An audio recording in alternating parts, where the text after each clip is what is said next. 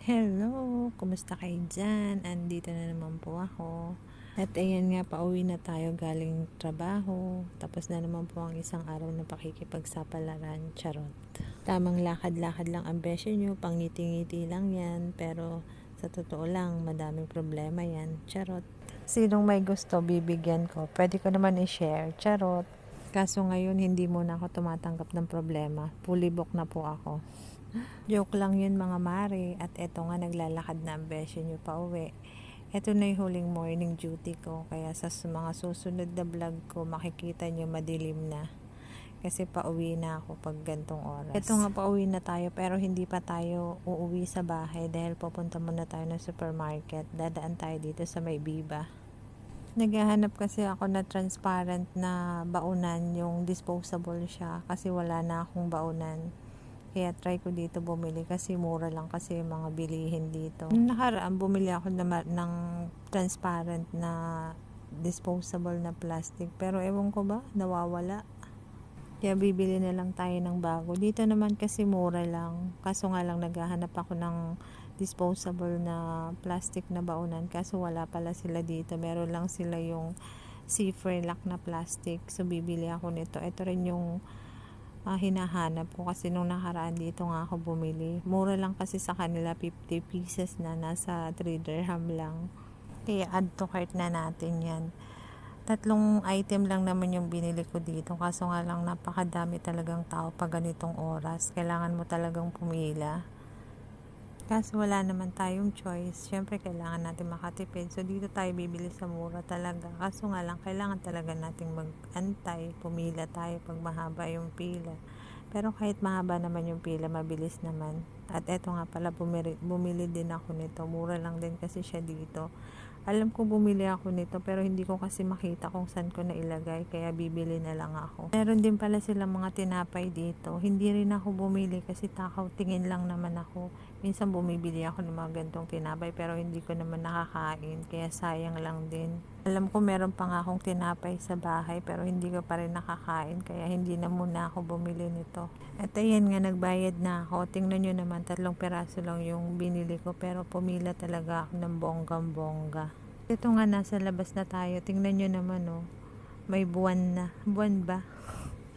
Buwan ba tawag dito? Diba ang bilis, nagka-amnesia na ang lola nyo. Nakalimutan agad anong tawag dito. Tingnan nyo naman, magdidilim na agad. Wala pa nga alas 6 ng gabi. At ayan ang besyo nyo, magdaglalakad na naman. Pupunta pala ako sa Chotram Supermarket kasi hindi nga ako nakabili ng baunan, yung transparent na plastic. So, andito na tayo sa loob. Dito na nga ako dumiretso sa mga baunan kasi yun naman talaga yung pakay ko dito. Kaso wala pala, dun pala sa dulo yung mga transparent nila na plastic, yung baunan na disposable. So, eto, tamang lakad lang tayo. Tingnan nyo naman, walang katao-tao yung supermarket. Parang ako lang yata yung naglalakad dito. Meron naman, pero dun sa kabilang banda. Pero dito sa area na to, wala masyadong tao. At ayan nga, nakita ko na yung bibilhin ko. At ayan, kinuha ko na sa taas. Wala naman kasing tao, kaya ako talaga yung aabot, sariling sikap. Charot. At ayan nga, pupunta naman ako dun sa may mga tinapayan kasi bibili rin pala ako ng tinapay kasi bumili ako nung nakaraan ng peanut butter. So, bibili tayo ng tinapay para bukas meron tayong almusal. Naghahanap nga pala ako ng ice cream na Selecta kaso wala akong makita dito.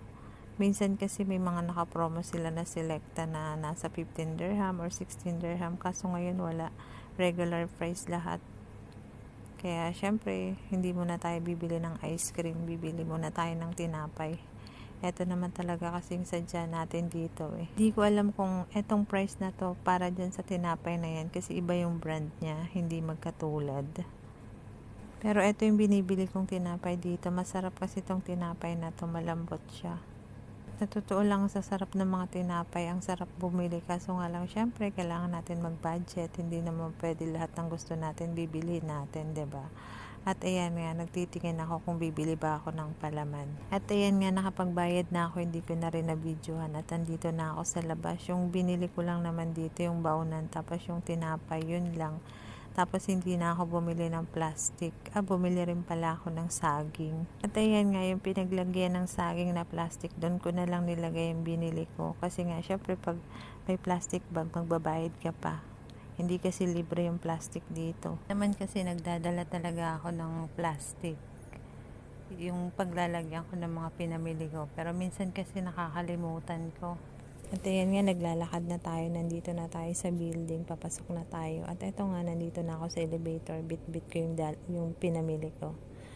At ayan guys, nasa bahay na ako. Thank you sa panonood. Bye!